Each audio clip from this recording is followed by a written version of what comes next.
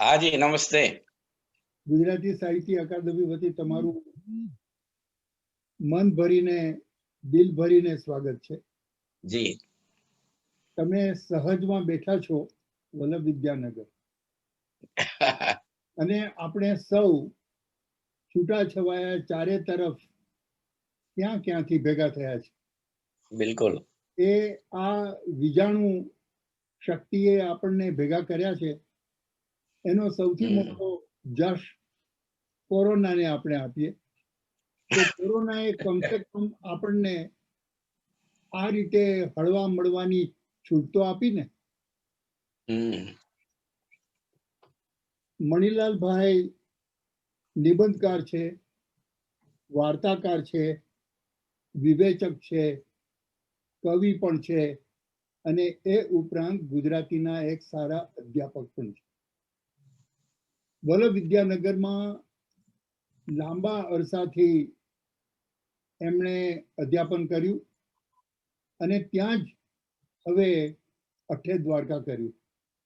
મૂળ તો એ ઉમાશંકર, પન્નાલાલ, રઘુવીરના વિસ્તારના, ત્યાંથી એ વલ્લભ વિદ્યાનગર આવે છે અને આજે આપણે એમની પાસેથી આપણા બે અગત્યના કવિઓ, વાર્તાકારો, સ્મરણ કથાકારો, વિવેચકો जी।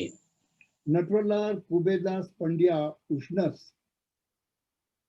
અને જયંત હિંમતલાલ પાઠક, આ બંનેની શતાબ્દીનું વર્ષ છે।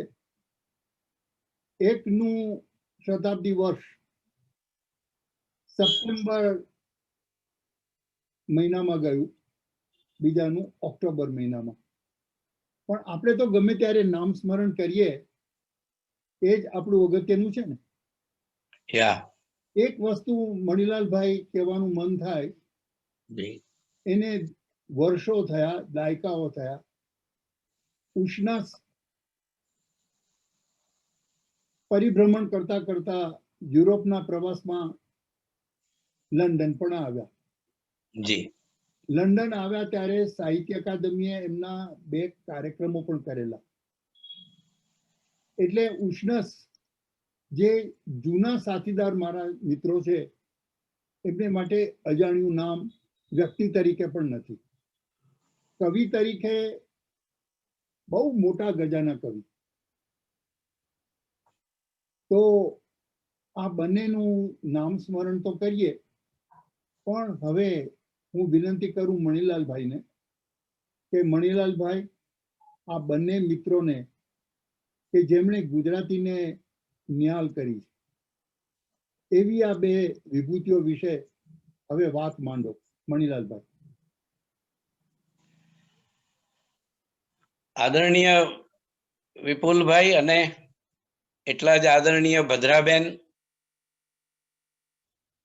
પ્રિય મિત્ર પંચમ તથા અકાદમીના ધુરાવાહકો અને ત્યાં આસપાસ બેઠેલા સૌ શ્રોતા મિત્રો, પ્રેક્ષક મિત્રો, વડીલો, આપ સૌને મારા પ્રણામ, વંદન।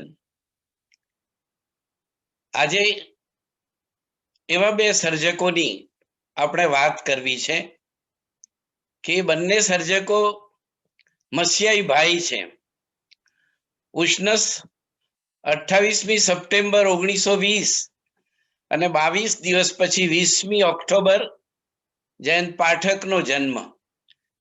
ગુજરાત વિદ્યાપીઠનું એ સ્થાપના વર્ષ। ગુજરાત વિદ્યાપીઠને 100 વર્ષ થયા અને આ બંને કવિ, લેખકો, વિવેચકોને 100 વર્ષ થયા। આ બંને સર્જકો જરા વધારે આપણા છે એમ। આમ તો ગુજરાતીમાં લખતા બધા સર્જકો આપણા છે, પણ આપણે જેમ કહીએ ને કે રાવજી વધારે આપણો છે એમ, એ દૂર નથી લાગતો। એમાં ઉષ્ણસ અને જયંત પાઠક વધારે આપણા સર્જકો છે, એટલે કે વધારે પ્રિય છે આપણને, આપણી નજીક છે, કેમ કે એમણે આપણી આસપાસનું લખ્યું, એમણે આપણા વિશે લખ્યું, આપણા માટે લખ્યું, આપણા વતી લખ્યું। આ બંને સર્જકો એવા છે કે એમને પહાડો, વનો ડુંગરો બહુ ગમે, ખેતરો, સીમ વગડો બંને નીકળી પડે. ને જયંતભાઈ તો સવિશેષ ફરંદા માણસ. ઉષ્ણસની પ્રકૃતિ પણ પહાડો વનોમાં જવાની. બંને આમ જોવા જઈએ તો પંચમહાલ અને વડોદરાની સરહદ, પંચમહાલ જિલ્લો અને વડોદરા જિલ્લાની સરહદ ઉપર ના બંનેના ગામ, ઉષ્ણસ સાવલીના અને જયંત પાઠક ઘોઘંબા પાસે એક નાનકડું ગોઠ ગામ હતું, જે પછી ન રહ્યું. અને જયંત પાઠકના સર્જનમાં, લેખનમાં એનાથી એક બદલાવ આવ્યો. એ ગામના એ કાલોલ ભણવા ગયા. જયંત પાઠક વતનમાં એવી સ્કૂલની વ્યવસ્થા નહીં, નાનકડું ગામ બાજુમાં દૂર ઘોઘંબા, પણ એ કાલોલ સગાવાલાના ત્યાં બધા હોય એટલે ત્યાં ભણવા ગયા. અને ઉષ્ણસ એમના પિતાજીની ગાયકવાડી નોકરીના કારણે એમની સાથે સિદ્ધપુર ગયા. સિદ્ધપુરથી પછી એ સાવલી આવ્યા, ડભોઈ ગયા અને વડોદરામાં એમણે કોલેજ કરી. અને પછી નવસારી કોલેજમાં અધ્યાપક થયા ઉષ્ણસ, અને છેલ્લે વલસાડમાં ગયા, ત્યાં અધ્યાપક અને આચાર્ય રહીને 1980માં ઉષ્ણસ નિવૃત્ત થયા. અને એ પછીના પૂરા 31 વર્ષ ઉષ્ણસ લક્ષ્મી શેરી મદનવાડ વલસાડમાં રહ્યા અને એમણે વલસાડને વતન બનાવ્યું. જયંત પાઠક કાલોલથી સુરત ભણવા ગયા અને સુરતની MTB કોલેજમાં ભણ્યા. ત્યાંથી જ અધ્યાપક થયા અને ત્યાં જ નિવૃત્ત થઈને એમણે કદંબપલ્લી નાનપુરાને વતન બનાવ્યું અને એ ત્યાં રહ્યા. આમ બંને મધ્ય ગુજરાતમાંથી દક્ષિણાયન કર્યું અને બંને સર્જકો ત્યાં રહ્યા અને ઠરીઠામ થયા. મેં કહ્યું એમ બંનેને ગમે પહાડો વનો. ઉષ્ણસ વળી વળીને સાપુતારા અને કપરાડાના પહાડો જંગલોમાં જાય, તો જયંતભાઈ પણ અમારા ત્યાં છે કે ઈડર આવે, એ વર્ષોમાં હું ઈડર હતો ત્યારે, અને અમે બંને ત્યાં પહાડોમાં, પોળોના જંગલોમાં, વીરેશ્વર, સારણેશ્વર જઈએ. ઉમાશંકરના ગામ ગયા એક વખતે હું અને જયંતભાઈ. ઉમાશંકરના નામે અમે એક પારિતોષિક આપતા હતા અને એમને અધ્યક્ષ તરીકે બોલાવેલા. અને પછી અમે ઉમાશંકરના ગામ ગયા અને ત્યાં હાથમતી અને ઇન્દ્રાસણી નદી ઉપર એક ડેમ છે એના સંગમ સ્થળે, અને ત્યાં વચ્ચે એક ભવનાથનું મંદિર, ત્યાં જવાનો પાણીમાં થઈને એક મોટો રસ્તો, સડક. અમે ત્યાં ગયા અને ત્યાં એક મોટો કુંડ, અને જયંતભાઈ કે આપણે નાહીએ. અને પછી એ જેમ ગોઠ ગામે કરડ નદીમાં કણજીના ઝાડ ઉપરથી કરડ નદીના ઊંડાણમાં ભૂસકા મારતા, એમ એમણે ત્યાં ભૂસકા માર્યા અને અમે બંને કુંડમાં સ્નાન કર્યું. જયંતભાઈ વળી વળીને ઈડર આવતા, વિદ્યાનગર પણ આવે. અને ઉષ્ણસ પણ અમે એક વખત એમને 1980માં અમદાવાદ ગુજરાતીનો અધ્યાપક સંઘના અધિવેશનના એ પ્રમુખ હતા. એ પછી અમે એમને ઈડર લઈ ગયા, રમણ સોની હતા ને હું, અને ત્યાં અમે રહ્યા. અને પછી એમને પણ પોળોના પહાડોમાં, જંગલોમાં લઈ ગયા. બન્યું એવું કે અમારી વાતોમાં બસ ચૂકી ગયા અને પછી એ જમાનામાં તો મોડી બસ આવે બીજી, એટલે 4 વાગ્યા સુધી અમે કવિને વનમાં જ ફેરવતા રહ્યા અને ઘરે વેડમી ટાઢી થતી રહી. પછી છેક મોડેથી આવ્યા અને એ દરમિયાન ઉષ્ણસે સાપુતારા વાળા સોનેટો ને એ બધા અમે વાતો કરતા હોઈએ ને વાંચતા હોઈએ. તો આ બંને કવિઓ એવા કવિઓ વડીલો રહ્યા કે એ બંને સાથે મારે આવો ગરોબો રહ્યો. એમ હું એમના ઘેર જઈને જમ્યો હોઉં, એ મારા ઘરે રોકાયા હોય. એટલું જ નહીં, ઉષ્ણસ તો મારા PhD ના થીસીસના એક રેફરી હતા. સુરેશ જોશી એક રેફરી ને એક રેફરી ઉષ્ણસ. ગુજરાતી કવિતામાં પ્રેમ નિરૂપણ એવા સંદર્ભે મેં કામ કરેલું. એ તો જુદી વાત છે. પણ હું ઈડર છોડીને વલ્લભ વિદ્યાનગર આવ્યો ને પછી રીડરશીપ અને પ્રોફેસરશીપના મારા એસેસમેન્ટ ઇન્ટરવ્યુ થયા, ત્યારે જયંતભાઈ ને ઉષ્ણસ વારાફરતી, એમાં પણ એ લોકો રેફરી હતા. અને જયંતભાઈ અને ઉષ્ણસ બીજા વ્યાખ્યાનોમાં આવે તો પણ વિદ્યાનગરમાં પણ ઘરે આવે અને રોકાય. અને એ બંને સાથે આવો એક પ્રીતનો નાતો. વલસાડ વારંવાર જવાનું થાય, ઉષ્ણસના ઘરે જઈએ અને ઉષ્ણસ અચૂક કવિતા સંભળાવે, તાજું સોનેટ, 2-3 સોનેટ સંભળાવે. તો આ થોડીક અંગત વાતો મેં એટલા માટે કરી કે આવા બંને આ વિદ્વાનો, અભ્યાસીઓ અને કવિઓ, ગુજરાતીના અધ્યાપકો બંને ઉષ્ણસ ભણાવે ત્યારે તમને લાગે કે કવિ બોલે છે. એમને મળીએ ત્યારથી જ એમની આંખોમાં સહજ એવો ભાવ હોય અને એમના ગાલ ઉપર થોડીક આમ એવી મુગ્ધતા તમને દેખાય, કુતૂહલ દેખાય. એવા એમ અભ્યાસી તો ખરા જ, પણ આવા મુગ્ધ કુતૂહલ વાળા. જયંતભાઈના ચહેરા પર તમને એવી મુગ્ધતા ન દેખાય. એમની આંખમાં અચરજ હોય, પણ જાણે વિદગ્ધતાનો પહેરો હોય. જયંતભાઈ જટ રીઝે નહીં, ઉષ્ણસ જટ આપણને સ્વીકારી લે. જયંતભાઈ પ્રેમાળ ખરા, ઘણા પ્રેમાળ એમ, પણ જરાક આમ પાસે આવવા ન દે ને છેટે જવા ન દે, એવું એમનું વ્યક્તિત્વ જયંત પાઠકનું. પણ બંને અદ્ભુત સર્જકો, અદ્ભુત રસના પણ સર્જકો એમ કહેવું જોઈએ. તો આટલી એમના વિશેની વાત મેં પ્રારંભે એટલા માટે કરી કે આ એક ભૂમિકા છે એમની. પેલા ઉષ્ણસની વાત આપણે કરીએ તો ઉષ્ણસ છે એ શું કહીશું, હમણાં હું એમના સમગ્ર કવિતા એમની ઉષ્ણસની અનહદની સરહદે એ નામે ગુજરાત સાહિત્ય અકાદમી એનું સંપાદન કરાવે છે મારી પાસે. હમણાં જ મેં એના 1400 પાનાના પ્રૂફ જોયા ફાઇનલ. 700 પાનાના 2 ભાગ થશે. 1400 પાનામાં ઉષ્ણસની 2000 કરતા વધારે કવિતા છે. જયંત પાઠકની સમગ્ર કવિતાનું સંપાદન પણ હમણાં જ દક્ષા વ્યાસે કર્યું. વિસ્મય લિપિ એ પણ 901 પાનામાં 1500 થી વધારે કાવ્ય રચનાઓ હશે. તો આ તો થઈ સંખ્યાની વાત, પણ એ સંખ્યામાં અડધો અડધ બાદ કરીએ તો પણ એમની કવિતામાં ઉત્તમ ગુણવત્તા આપણને મળે. ઉષ્ણસે તો લગભગ 600 કરતા વધારે સોનેટો લખ્યા હશે. એમાં 300 જેટલા સોનેટો તો ઉત્કૃષ્ટ સોનેટો આપણે ગણી શકીએ, એવા સરસ સોનેટો. એમણે એટલા જ સરસ ગીતો અને ગીતિકાઓ લખી. વ્યાકુળ વૈષ્ણવમાં એમની આવી ગીતિકાઓ છે, અને એના પર રવિન્દ્રનાથનો પ્રભાવ. સુંદરમે એના વિશે વાત કરતા એની મર્યાદાઓ જરૂર બતાવી, પણ એમ કહ્યું કે આ ગુજરાતીની ગીતાંજલિ છે. એવો યશ એ ગીતિકાઓથી વ્યાકુળ વૈષ્ણવમાં. એમનો પહેલો કાવ્ય સંગ્રહ તો પ્રસૂન, પછી આર્દ્રા, મનોમુદ્રા, અશ્વત્થ, એમ એમના સંગ્રહો આવતા ગયા. રૂપના લય અને મને ઈચ્છાઓ છે, મારું આકાશ, મારી ધરતી, મારી પૃથ્વી, શબ્દને મેં પ્રેમ ભણી વાળ્યો છે.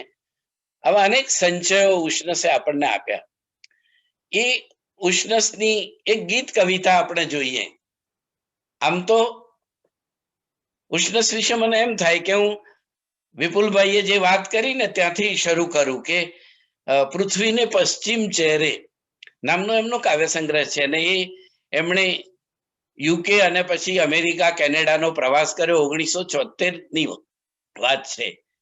તો એમાં એમણે હિથરો એરપોર્ટ પર ઉતર્યા ને ત્યારે એનું એક કાવ્ય છે, અને એમણે લખ્યું કે હિથરો ઉપર વિમાન કેવી રીતે ઉતરે છે, તો નીચે હથેળીની રેખા જેવી વળાંક લેતી નદી દેખાય છે, અને પછી હિથરો એરપોર્ટ પર વિમાન ઉતરે છે તો સાંજ પડી ગઈ છે.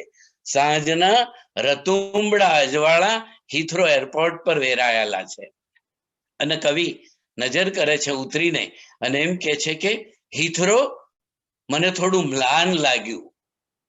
થોડી ઉદાસી. મ્લાન કેમ લાગ્યું? તો તરત કે છે કે સામ્રાજ્યો પર જેનો સૂરજ આથમતો નહોતો, એનો સૂરજ આજે હિથરો પર હું આથમતો જોઈ રહ્યો છું. એક જુદો સંદર્ભ. અને પછી બહાર આવીને તરત, એટલે એ કાવ્યમાં જ કે છે કે બહાર લાલ ઈંટોની સફેદ ચૂનાથી વાટા ભરેલી દિવાલો વાળા મકાનો, હજી જાણે એ જ રાજસત્તાનો મલાજો. તમે જુઓ કે દુનિયામાં જ્યાં જ્યાં અંગ્રેજો ગયા, બ્રિટિશરો ગયા, અને એમણે જ્યાં સામ્રાજ્ય કર્યું કે સત્તા સ્થાપીને રાજ કર્યું, ત્યાં એમની આ પ્રકારની ઇમારતો આજે પણ ઉભેલી હશે. પોસ્ટ ઓફિસનું મકાન હશે કે રેલવે સ્ટેશન હશે, વહીવટી મકાન હશે કે બીજું. એમ ઉષ્ણસ આ વસ્તુને બરાબર નોંધે છે અને કહે છે કે ના ના એ હજુ એનામાં બરાબર ઊભો છે એમ. અને પછી આદમ ઘોડીવાલા, આદમ ટંકારવી તો છે કે 1999 એટલે કે 2000માં 1999માં એટલે કે 2000માં ત્યાં આવ્યા, નહીં 1990માં આવ્યા, સોરી 1990-91માં એ ત્યાં આવ્યા બોલ્ટન. પણ ઉષ્ણસે એક કાવ્ય લખ્યું બોલ્ટનમાં એમ કરીને એ ગાળામાં, અને એ કાવ્ય પણ એમાં જ છે, પૃથ્વીને પશ્ચિમ ચહેરેમાં. એમાં એ લખ્યું છે એમણે કે બોલ્ટનમાં, હું કાવ્યનો આધાર નથી લેતો, એની વાત કરું છું, એટલે કે કાવ્ય વાંચતો નથી પણ એની વાત કરું છું. બોલ્ટનમાં ઝરમર ઝરમર વરસાદ પડે છે અને ઝીણું ઝીણું ઘાસ ઉગી આવ્યું છે. ઓ કેવું કૂણું મસરૂણ ઘાસ. અને પછી એ કે છે કે ઉપર એકદમ નીલાકાશમાંથી તડકો, અને એ પણ જાણે સાવ ઠંડો તડકો છે. વિમાનો પસાર થઈ રહ્યા છે. થોડી વાર પછી આકાશ ખુલે છે અને એ કહે છે કે પાનખરની એધાણી રૂપ એક પછી એક પાંદડા લીલા ઘાસ ઉપર ખરે છે. પણ બોલ્ટનને એનાથી કશો ફેર પડતો નથી અને દૂર હરિયાળું ઘાસ ઉગી આવ્યું છે. ઉષ્ણસ ઘાસના કવિ છે, તૃણના કવિ છે. તૃણ અને તારકોની, હું તૃણ અને તારકોની બીચો બીચ છું, તૃણ અને તારકોથી ખીચો ખીચ. પહેલી પંક્તિમાં હું છે ત્યાં બીજીમાં છું કર્યું છે, અને જ્યાં બીચો બીચ છે ત્યાં બીને બદલે પછી ખીચો ખીચ કર્યું છે. તૃણનો ગ્રહ એમના એક કાવ્ય સંગ્રહનું પણ નામ છે. ઉષ્ણસ વિશે હું એમ કહી શકું કે એ પૃથ્વીના કવિ છે, પ્રેમના કવિ છે, પ્રકૃતિના કવિ છે. પ્રભુને ઓછી વખત વચ્ચે લાવ્યા છે, કેમ કે પ્રકૃતિમાં એ પ્રભુને જુએ જ છે. તો પૃથ્વીના કવિ છે આ, પૃથ્વી અને આકાશના કવિ છે. તૃણ અને આકાશમાં રહેલા તારકોના કવિ છે. એમણે કેટલી બધી વખતે તારકો વિશે, નક્ષત્રો વિશે, આકાશ વિશે લખ્યું, પૃથ્વી વિશે લખ્યું, ઋતુઓ વિશે લખ્યું. આપણે એવું કહી શકીએ કે ઉષ્ણસે આટલા બધા વૈવિધ્ય સભર કાવ્યો આપ્યા. કેટલા બધા વિષયોનું વૈવિધ્ય, સ્વરૂપોનું વૈવિધ્ય તો ખરું જ એમ, પણ આ વૈવિધ્યમાં આપણને આસ્વાદ્ય લાગે એવી કેટલી બધી વસ્તુઓ છે, એ આપણે આસ્વાદવી જોઈએ. પેલી વાત તો બરાબર છે. છતાં એક સંદર્ભ કહેવાનું મન થાય કે ઉષ્ણસે જુઓ રસ્તા અને ચહેરા વિશે લખ્યું, સોનેટ માળા કરી ચહેરા અને રસ્તો. એમણે અનામી આશ્ચર્યોમાં નામની સોનેટ માળા એક કરી, અનહદની સરહદે નામની સોનેટ માળા કરી, સાપુતારાના પહાડો વાળી. એમણે પિતાજી વિશેના સોનેટોની એક સોનેટ માળા કરી. બા ગુજરી ગયા, બાને વળાવી આવ્યા પછીના પણ સોનેટોનું ગુચ્છ એમણે કર્યું. અને એ જ રીતે પૃથ્વી ગતિનો છંદો લય, પૃથ્વી સૂર્યમાંથી છૂટી પડીને એના ઉપર માનવ સંસ્કૃતિ શરૂ થઈ ત્યાંથી લઈને આજ દિન સુધી ઉષ્ણસ જીવ્યા ત્યાં સુધીમાં એમણે જે સંસ્કૃતિઓ, યુદ્ધો જોયા, હતાશા, નિરાશા, યંત્રો અને એના આક્રમણો, પૃથ્વી લૂંટાતી જોઈ, પૃથ્વી વહેરાતી અને એકદમ છિન્ન ભિન્ન થતી એમણે જોઈ, અને સંસ્કૃતિની સામે એમણે પ્રશ્નો ઉઠાવતા જે 27 સોનેટોનું ગુચ્છ આપ્યું. એની સામે તમે આપણે યાદ કરી શકીએ કે આ બંને ગાંધીયુગમાં મોટા થયેલા કવિઓ છે. એટલે કે ગાંધીજીનો સમય શરૂ થયો ને એનો પ્રભાવ તો ભારત દર્શનમાં એમણે થોડુંક બોલકું પણ રાષ્ટ્ર પ્રેમ, દેશ પ્રેમ એની વાત એમણે ઉષ્ણસે કરેલી છે એ કાવ્ય રત્નાઓમાં. પ્રત્યક્ષપણે કદાચ એમણે ગાંધીજી વિશે કે ગાંધી વિચારોની કવિતા ઓછી આપી છે, પણ પ્રકૃતિ, પ્રણય અને સંસ્કૃતિની વાત કરતી વખતે એમણે એની ઘણી બધી વિગતો આપણને આપી. તો આ ઉષ્ણસ આટલું બધું વ્યાપક પ્રમાણમાં ખેડાણ કરનારા કવિ. આપણને મજા પડે એવી પંક્તિઓ હવે આપણે જોઈએ કે એમની આ એક રચના જુઓ કે આપણે બધાને જ અડે. તમે લોકોને હું બધા જાણે વતન છોડીને જુદી જગ્યાએ વસીએ છીએ.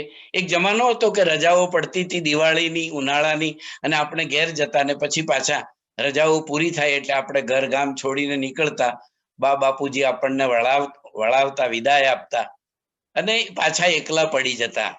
તો 1942-43 ઉષ્ણસને ખ્યાત કરનારું કાવ્ય, પેલું એમનું સોનેટ કાવ્ય આવ્યું, તે તો વળાવી બા આવી. મેં વળાવી બા આવી નામે 108 સોનેટોનો એક સંચય ઉષ્ણસના કાવ્યોનો કર્યો છે. વળાવી બા આવી રચના મેં કહ્યું એમ 1942-43 રચાઈ અને એ અભ્યાસક્રમોમાં મુકાઈ, પાઠ્યપુસ્તકોમાં. ને લગભગ આપણી તમામ પેઢીઓ ઉષ્ણસના આ કાવ્યને જાણે. રજાઓ દિવાળી તણી થઈ પૂરી ને ગરમહી, દહાડાઓ કેરી સ્કલિત થઈ શાંતિ પ્રથમની, જવાના કાલે તો દૂર સુદૂર સંતાન નિજના. જે દૂર સુદૂર વસતા સંતાન છે એ કાલે રજાઓ પૂરી થાય છે તો એ બધા ચાલી જવાના છે. પછી કોણ રહી જશે ઘરમાં? તો ગંગા સ્વરૂપ હોય, બાળ વિધવા ઉષ્ણસના ઘરમાં હતા અને એક વિધવા બા રહી જશે. પેલો વિરહ તો આવીને ઘરમાં બેસી ગયો છે, બાને દેખાય છે, છેલ્લી રાત છે ને બધા આડાવળી જરઠવળી વાતે સૂઈ ગયા. અને પછી સવારે જે બને છે, તો પહેલા અષ્ટકમાં એમણે રજાઓ દિવાળીની વીતી અને પછી વિરહ કેવી રીતે કાલે આવવાનો છે એની વાત કરી અને પછી કહ્યું કે સવારે ભાભીનું ભર્યું ઘર લઈ ભાઈ ઉપડ્યા. ભાભીનું ભર્યું ઘર, બાળકો હશે, કલ્લોલ કરતા હશે. ભર્યું ઘર શબ્દ વાપર્યો. શિખરણીમાં વાતચીતની ભાષા. એક 22-23 વર્ષનો છોકરો કેવું સોનેટ આપે છે. સવારે ભાભીનું ભર્યું ઘર લઈ ભાઈ ઉપડ્યા, ગઈ અર્ધી વસ્તી, ઘર થઈ ગયું શાંત સગળું. પછી બપોરે બે ભાઈ અવર, બીજા બે ભાઈ, બપોરે બે ભાઈ અવર ઉપડ્યા લેઈ નિજની, નવોઢા ભાર્યાઓ પ્રિય વચન મંદ સ્મિતવતી. ઓહો, પ્રિય વચન મંદ સ્મિતવતી, કેવો તત્સમ પદાવલી. એક આખો સામાસિક શબ્દ, પ્રિય વચન મંદ સ્મિતવતી. બપોરે બે ભાઈ પોતાની નવોઢા ભાર્યાઓ, નવી સવી આવેલી પત્નીઓને લઈને નીકળ્યા છે. નવી છે એટલે મંદ મંદ હસે છે અને કાલું કાલું આછું આછું બોલે છે. નવોઢા ભાર્યાઓ પ્રિય વચન મંદ સ્મિતવતી.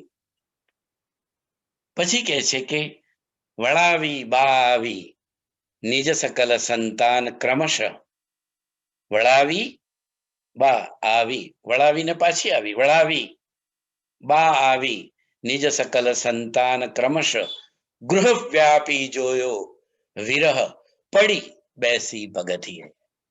ઘરમાં એને વિરહ વ્યાપેલો જોયો અને ઘરમાં પ્રવેશતા પહેલા પગથિયા ઉપર પડી, બેસી પડી એમ નહીં, પડી બેસી. તો આજે એક કરુણને કેવી રીતે મૂકવો. અને આપ સૌ જાણો છો એમ એ યુગમાં કેટલી બધી વૃદ્ધાઓ વિશેની કવિતા.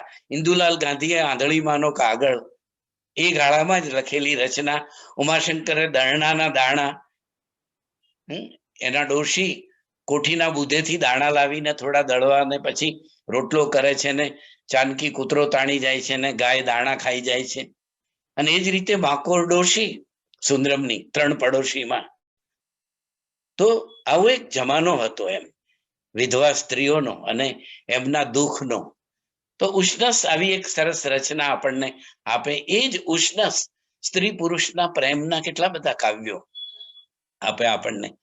અને એક સરસ એમનું કાવ્ય છે સોહાગ રાત અને પછી. આપણને ગુજરાતીમાં આવું એક સોનેટ મળે કે જેમાં નર્યો શૃંગાર છે, સંયોગ શૃંગારની ક્ષણોનું વર્ણન છે, અને છતાં ક્યાંય આપણને એનો શું કહીએ, એનો એક એવો ભાવ પણ મનમાં ન જાગે. એટલી સરસ રીતે એમણે એ સોનેટ લખ્યું. એની થોડીક પંક્તિઓ હું ઉલ્લેખું કે તમે તે પ્રત્યુષે પરવરી ગયા નાથ અહીંથી, પથારી છાડીને પથિક અરધા સ્વપ્ન સરખા. તમે તો તે સવારે પરોઢ પહેલાનું પરોઢ, તમે તે પ્રત્યુષે પરવરી ગયા નાથ અહીંથી, પથારી છાડીને પથિક અરધા સ્વપ્ન સરખા. અને હું તો હજુ પથારીમાં અર્ધ ગેને તમને સેવતી રહી એમ. અને પછી કે છે એનો અનુભવ જે છે સંયોગનો, શૃંગારનો, એ કે છે કે તમે તે રાતે જે રીતથી રતિના ગૂઢ ગહને પ્રવેશા પાતાળો મહી સકલ અસ્તિત્વ મુજના મને આનંદે વિજ પુલકની ના કળવળે. ઓ મારા અસ્તિત્વના પડે પડમાં તમે તે રાતે જે રીતે પ્રવેશા અને વીજ પુલક, આકાશમાં વીજળીનો ચમકારો થાય, ઝબકારો થાય, વીજળી ત્રાટકે અને જે ડર અને એ લાગે એવા એક ડર સાથે એક પુલક, આનંદની અંદર ઉઠેલી ઝીણી કસક, એ મને આનંદે વિજ પુલકની ના કળવળે. હવે તો વાલા હું નવરીજ નથી સહેજ પણ અખંડે અંડેલી ઘરની ભીતર દેરી ઊંઘમાં ગુથું છું રાતોમાં પુલકનું ઝીણું કોઈ સપનું. અને વાલા મારી ભીતર ગુથું છું બાળક તવ તમારી રેખાઓ લઈ લઈ કઈ ભેળવી મમા. આ સોનેટ તમારી રેખાઓ લઈને, હું થોડી મારી રેખાઓ લઈને ભેળવીને હું મારી ભીતર બાળક ગૂંથું છું અને અખંડે અંડેલી ઘરની ભીતર દેરી ઊંઘમાં ગૂંથું છું રાતોમાં પુલકનું ઝીણું કોઈ સપનું. જબલું પણ ઊનનું ગૂંથું છું, મારી ભીતર બાળક ગૂંથું છું. આવું એક સરસ સોનેટ, વળાવી બાવી પછીનું એક શૃંગારનું સોનેટ એમ. અને એવું જ એક પ્રકૃતિનું સોનેટ તમે ઉષ્ણસમાં જુઓ કે અનાજની સરહદે નું આ પહેલું સોનેટ છે એમ. અનામી આશ્ચર્યોમાં અમારી યાત્રાઓ પ્રવિશતી હવે નામ વીણના નરા આશ્ચર્યોમાં. અને પછી એ નરા આશ્ચર્યો કેવા છે એનું આલેખન હું તમારી સામે વાંચું. સહેજ સરસ છે તો મને એમ થયું કે એને વાંચવું જ જોઈએ.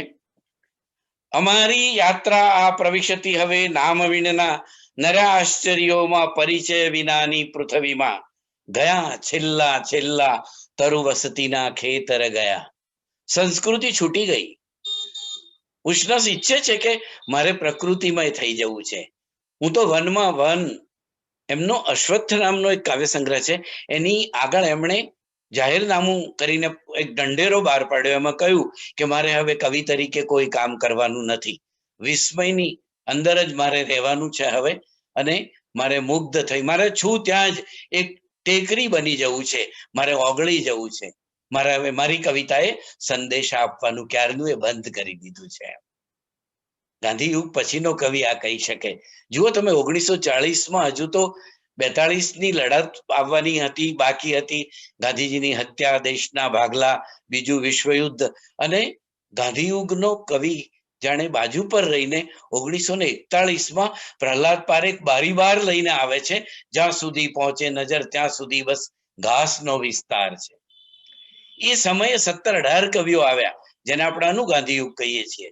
નિરંજન ભગત ને રાજેન્દ્ર શાહ આવ્યા, ઉષ્ણસ અને જયંત પાઠક આવ્યા, પ્રહલાદ પારેખ અને પ્રિયકાંત મણિયાર આવ્યા, બાલમુકુંદ દવે અને મકરંદ દવે આવ્યા, નલિન રાવળ અને હસમુખ પાઠક આવ્યા, વેણીભાઈ પુરોહિત આવ્યા, પૂજાલાલ આવ્યા, અને આપણે જેમને ભૂલી ન શકીએ એવા કવિ તે નિર્દોષ ને નિર્મળ આંખ તારી ના કવિ, એ કવિ પણ હરિશ્ચંદ્ર, એ પણ એ સમયમાં આવ્યા. આ સમયના કવિઓ છે. એક તરફ ગાંધી યુગનો પ્રભાવ હજુ છે, પણ આ કવિઓમાં રવિન્દ્રનાથનો પ્રભાવ છે. આ કવિઓ પર અધ્યાત્મના સંદર્ભમાં શ્રી અરબિંદોનો પ્રભાવ છે. ગાંધીનો પ્રભાવ તો ખરો, પણ સવિશેષ કરીને પ્રભાવ છે તો રવિન્દ્રનાથની સૌંદર્ય રાગી દૃષ્ટિનો પ્રભાવ છે. એટલે ઉષ્ણસ આ કવિતામાં કહે છે ને કે ગયા છેલ્લા છેલ્લા તરુ વસતીના ખેતર ગયા, વિધાતાના વાવ્યા અસલ અટવી ઉગડી રહ્યા. વાવેલા ખેતરો ગયા, વાવેલા વૃક્ષો ગયા, હવે તો એની મેળે વિધાતાએ વાવેલા વનોમાં વૃક્ષો છે તે છે. અજાણ્યા પહાડોના અચરત ભર્યા શૃંગ ઉગડે, જતું થાકી હારી કુતૂહલ અહીં ગીચ વગડે. અજાણ્યા ઝાડોમાં નજર ઉડતી નામ ચુગતી, દીદાની સંજ્ઞાઓ સકચલ ચીજને શક્તિ નથી. અનામી વહી જાતા ઝરણ રણકે કંકણ કણી, અજાણ્યા પર્ણોની ખરતી ખખડંતી ડુગડુગી. અને પછી કે છે અહીં છોડી દઈને ગણતરી ઊભી સંસ્કૃતિ મૂગી. વનોમાં સંસ્કૃતિને મૂગી છે, આદિમતાની સંસ્કૃતિ છે, ત્યાં કોઈ ગણતરી નથી. અને એટલે કે છે કે અનામી પહાડોના પરિચય વિનાના તરુવને. અનામી પહાડોના કોઈ પરિચય વગરના ઝાડ નીચે કવિ ઉભો છે ને શું કે છે? નમારું યાદ આવે અવનગરનું નામ જ મને. આ સોનેટનો મેં આસ્વાદ કરાવેલો અને ઉમાશંકરે સંસ્કૃતિનો આસ્વાદ વિશેષાંક કર્યો ત્યારે એ પહેલું છાપેલું ને પછી પ્રતિભા અને પ્રતિભાવ નામનું પુસ્તક કર્યું ત્યારે પણ. અને એના વિશે આપણા વિષ્ણુપ્રસાદ ત્રિવેદીએ એમને પત્ર લખેલો કે ઉષ્ણસના આ કાવ્યનો આસ્વાદ અંગત વાત છે, પણ મણિલાલ પટેલે જે આસ્વાદ કરાવ્યો છે કાશ એવો હું કરાવી શકું. એટલે આ મારું પ્રિય કાવ્ય છે. અનામી પહાડોના પરિચય વિનાના તરુવને નમારું યાદ આવે અવનગરનું નામ જ મને. હું મારું નામ ભૂલી ગયો છું, મારા નગરનું નામ પણ ભૂલી ગયો છું. મારે તો અહીં ઓગળીને ટેકરી થઈ જવું છે, ઘાસ થઈને ઉગી જવું છે. પણ વનમાં નગર પ્રવેશે છે, વનમાં સડક પ્રવેશે છે અને કવિ તરત કહે છે કે અરે રે આ સડકે શું કર્યું? મૂકી ઊંડા વાડો. પછીની પંક્તિઓ અરે પછીનું સોનેટ. મૂકી ઊંડા વાડો સડક જતિયા પાડ વિધતી. દુજંતા ગાજે એવા ચરણ દદડે છે સ્થળ સ્થળે. કપાઈ ગઈ છે ક્યાં નસતણી જાળ કહી તો અરે આવ્યા બારે નીકળી સગળા અંતરક વળી. આપણે સડક કરી, પહાડો કોર્યા, આ ઝરણા નથી દદડતા, એ તો લોહી દદડે છે. આ ઝાડના મૂળ નથી, એ તો આંતરડા નીકળી આવ્યા છે. અરે રે આપણે આ શું કર્યું? ભળે છે આશ્ચર્ય દરદનું ઝીણું ભાન મનમાં. અને પછી કે છે તરુ રૂપે દૂજું સડક રૂપ ઝૂકું શરમમાં. તો આ ઉષ્ણસ એવા કવિ કે આપણને એમ થાય કે ઓહો કેટલા એમના સોનેટો વાંચ્યા જ કરીએ, એવા સોનેટો. એમ ચહેરાઓ વિશે પણ એ કહે છે કે અરે મારે તો ચહેરાઓની ગણતરીથી માપું મુજગતી નથી. મારે માટે અવર કોઈ મોક્ષની રીતિ. મોક્ષ મેળવવા માટે હું તો ચહેરાઓ ગણું છું, કેટલા ચાહી શકું તે. અને એટલે કે છે કે મુમુક્ષુ તો મારા મન ચલ અહીં પંથ પડીએ. મળ્યા જે બે ચહેરા અધિક અહીં તે ચાહી લઈએ. મોક્ષની રીતિ, ચાહવાની રીત જ મારા માટે તો મોક્ષની રીત છે. બીજા એક કાવ્યમાં કહે છે કે મેં તો એટલા બધા ચહેરા ચાહ્યા છે, અરે ગયા જન્મમાં જે મેં ચહેરા ચૂમેલા ને એ ચહેરાઓ તમે પૂછો તો બતાવું. આ જન્મમાં મારી ચૂમીથી એ ચહેરા ભીના છે હજુ. ઓહો, એક ચહેરો ચાહી રહું ને બીજો ચહેરો. કે છે કે મારી ચાહતનો રેટ ફરે છે, એક પછી એક ડોલ ચહેરાઓ પર પ્રેમ ચાહવાની ઠલવાતી રહે છે તે. અને એ જ રીતે કે છે કે આ રસ્તાઓ પણ કેવા છે. મને આ રસ્તાઓ જરીએ ઠરવા દેન ઘરમાં અજાણ્યા વહી આવે. મારો હાથ પકડીને મને લઈ જાય છે. આ ચોર રસ્તાઓ છે, સ્વપ્નમાં પણ આવે છે. અને પછી એ કહે છે કે હું આ પૃથ્વી પર પાછો ફરીશ. હું આ પૃથ્વી પર પાછો ફરીશ. હજી કઈ રસ્તા મુજ પદ મુદ્રાવીણ રહ્યા. હું આ પૃથ્વી ઉપર પાછો આવીશ. ચાહવા માટે પણ આવીશ એમ એક બીજા કાવ્યમાં કહે છે. એની નાયિકા પણ કહે છે કે હું તો આવતા ભવની કોઈ રજની માટે આપણી મેળી સજાવી રહી છું પ્રિય, ભલે આ જન્મમાં ન મળ્યા. એમ રસ્તાઓ વિશે પણ કહે છે કે આ પૃથ્વી ઉપર અક્ષાંશ અને રેખાંશની જેમ ફેલાયેલા બધા રસ્તાઓ પડ્યા છે. અરે સમુદ્રમાં પણ પેલા માછલી પકડવા માટેના ગલની જેમ પ્રવેશેલા આ રસ્તાઓ છે. આ રસ્તાઓ, કેટલાય રસ્તાઓ પર હજુ હું ચાલ્યો નથી, મારા પગની મુદ્રા પડી નથી. હું આ પૃથ્વી ઉપર પાછો આવીશ. મારી પૃથ્વી, મારું આકાશ. એમાં આ કવિ બીજા સોનેટોમાં આ બધી સરસ રીતે વાત કરે છે. કેટલાક સોનેટ આમ ઝીણું દર્દ થાય એવા છે. શૃંગારના તો એક સોનેટ કહ્યું, પણ બીજું તો એથી પણ એવું છે કે આપણા બેની વચ્ચે સમય દબાઈ ગયો છે, હવા પણ રહી નથી. અને પછી કહે છે કે હું તો એક પતંગિયું છું, તારા પુષ્પ દલમાં શ્લથ. રતિશ્રમ પછી શ્લથ થયેલું પતંગિયું હું. એક આ બે કમલ દલમાં જેમ ભમર હોય એમ હું પુષ્પ દલમાં, કુસુમ દલમાં હું લપાઈ ગયેલું એક નાનકડું પતંગિયું છું. નાયક નગરમાં જાય છે ને વિચારે છે કે તું આ રસ્તે કોઈ વખતે નીકળતી હશે, અહીં તારું ક્યાંક ઘર હશે, હે, અરે તને યાદ છે આમ છે તેમ, એ બધી વસ્તુઓ કહીને પછી કહે છે કે તું કદાચ આ રસ્તે નીકળે અને માનો કે તું મને મળે ને ઓળખી પણ લે, અરે ઊભી રહે ને ખબર પણ પૂછે, પણ એથી શું, અરે ધારો કે તું મને ઘેર પણ લઈ જાય, પણ એથી શું, એમ એક ઝીણી કસક, અતૃપ્તિ. તમે જુઓ, ઉષ્ણસની કવિતામાં એક અતૃપ્તિ છે, પ્રેમની તૃપ્તિ નથી ક્યાંય એમની કવિતામાં. અલબત્ત દાંપત્ય પ્રેમના કાવ્યોમાં કેટલીક સરસ વાતો કહેલી છે એમ, પણ પરકીયા પ્રેમની કવિતા એમનામાં ગજબની છે. પિતાજી વિશેનું એક સોનેટ, એમાં એ ઘણા વખત પછી ઘરે આવે છે ને જુદો અનુભવ થાય છે. એ કે છે કે અરે આ વેળા તો અનુભવ થયો અદ્ભુત નવો, હતો પહેલી વેળા જનકહીન ગેહે પ્રવિશતો. પહેલી વાર ઘેર આવું છું ને પિતાજી હવે નથી, અને ઘરમાં પ્રવેશું છું. એમાં જ એક બીજું સોનેટ છે, અને એમાં એ કહે છે કે પુરાણા દટ્ટાના પર્ણવણ ફાટેલ ફરક્યા, અને એમાં આછી ફરકી ગઈ કઈ પર્વતીથીઓ. દીઠા ફોટે ફોટે નીડચકલી કેરા તૃણ ગૃથ્યા, અરે કઈ પેડીઓ ઉછરી ઉડી ગઈ ચકચક કરી, અરે કઈ પેડીઓ ઉછરી ઉડી ગઈ ચકચક કરી. પુરાણા દટ્ટાના પર્ણવણ ફાટેલ ફરક્યા. કવિ ઘરમાં પ્રવેશે છે, વળગણી હાલે છે, વસ્ત્રો ફરકે છે જૂના સૂકવીને ગયા હતા તે. કેલેન્ડરના દટ્ટાના પાંદડા પત્તા ફાડ્યા વગરના ફરકે છે, એમાં પર્વ ને તિથિઓ ફરકી જાય છે. અને પછી ચકલીઓના માળા પેલા ભીત ઉપરના પાટડા પરના ફોટા પર ટાંગેલા, એ ચકલીઓના માળા જોઈને કહે છે કે દીઠા ફોટે ફોટે નીડ ચકલી કેરા તૃણ ગુથ્યા, અરે કઈ પેડીઓ ઉછરી ઉડી ગઈ ચકચક કરી. બંને પેઢીઓ, ચકલીની પેઢીઓ અને તમે, મને એમ થાય કે કેટલું કહીએ. ઉષ્ણસની ચકલીઓ વિશેની કવિતાઓ, ઉષ્ણસની કીડીઓ વિશેની કવિતાઓ, એમની અશ્વત્થ વિશેની, લીમડા વિશેની, વૃક્ષો વિશેની કવિતાઓ, ઓ ગજબ છે. હું મુજ પિતામાં એ કે છે કે પિતા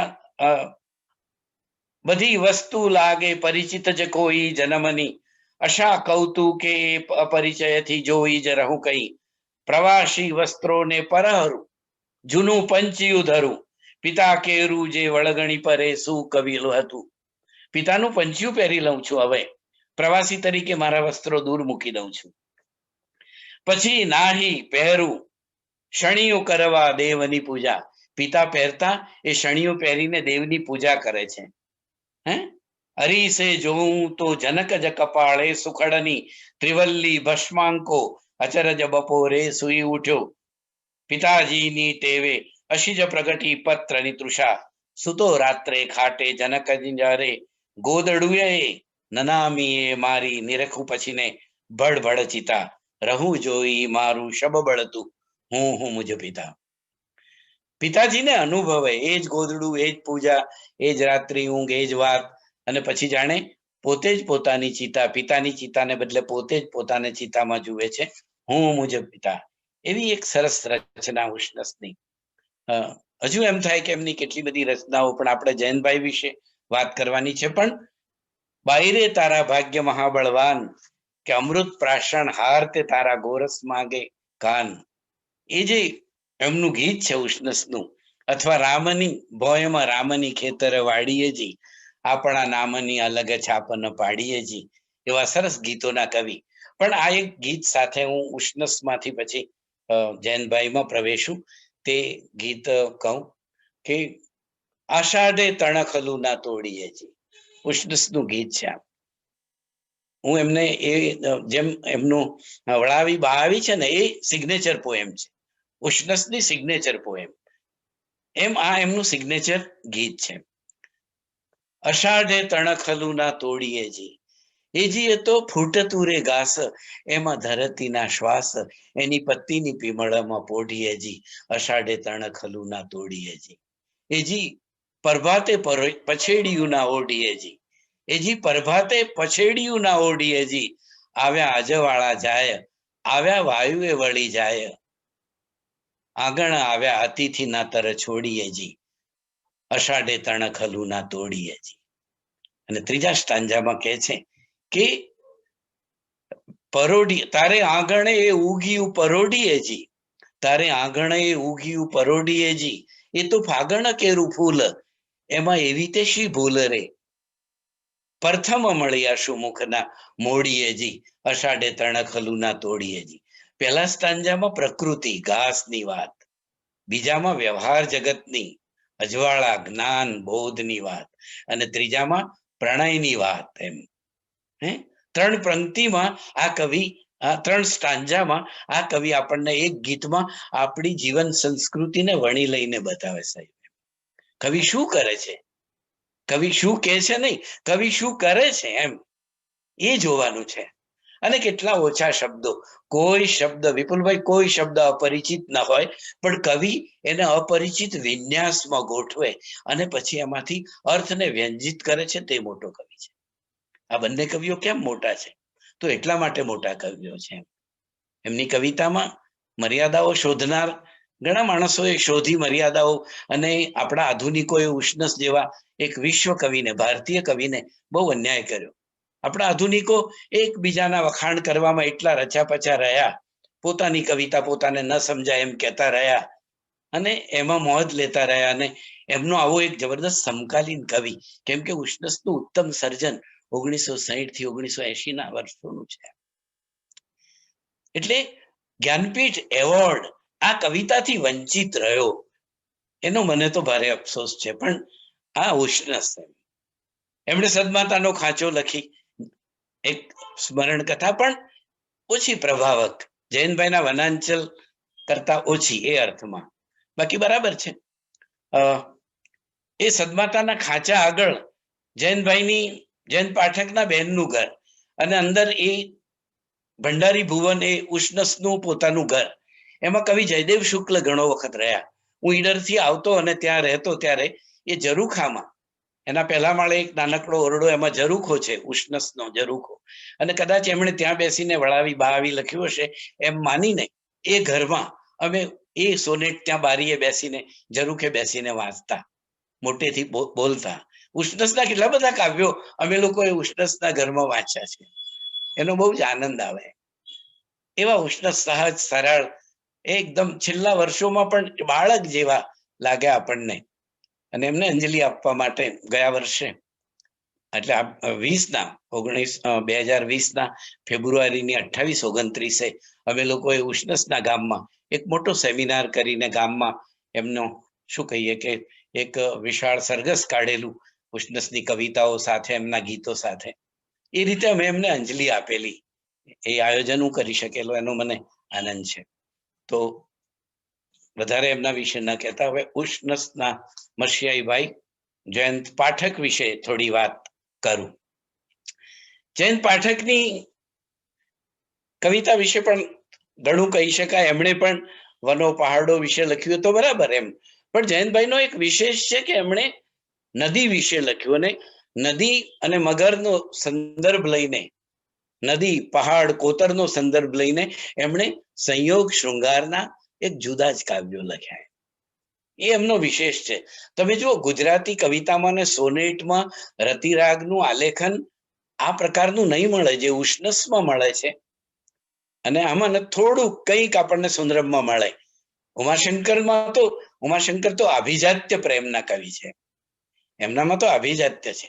સુંદરમમાં થોડું ધસમસ તો લાવા ખરો, પણ ઉષ્ણસ અને જયંત પાઠકમાં જે સંયોગ શૃંગાર, વિપ્રરમ શૃંગાર છે પ્રેમનો, એ એમના સોનેટોને એક જુદી ઊંચાઈ આપે છે.